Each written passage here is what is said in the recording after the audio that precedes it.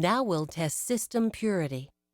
This test, sometimes referred to as a noise floor or a digital black test, is designed to pinpoint noises which may be coming through your speakers and diminishing the quality of your music.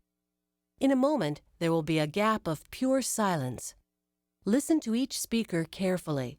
If you hear any noise whatsoever, we'll help you isolate the cause. Afterwards, turn on your CD player and return to track 6. Here's 10 seconds of pure silence starting now.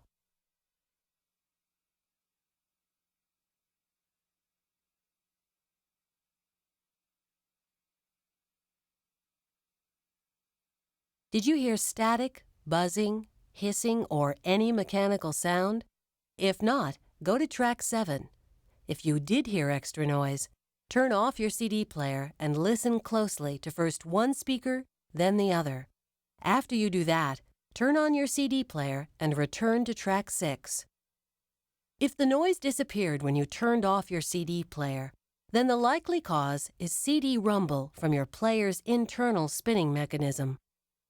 If, after turning off your CD player, you still hear noise, the problem is originating in your speakers, speaker wires, amplifier, or the interconnect cables linking your various system components.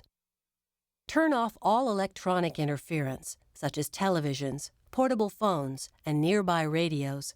Then return to track 6 to listen for any noise during our broadcast of pure silence.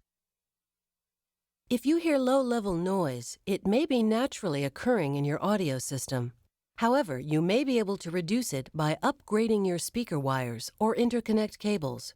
If noise still persists at levels that interfere with your listening pleasure, you may want to take your amplifier and speakers to your electronics dealer for a thorough diagnostic test to determine what is degrading sound purity.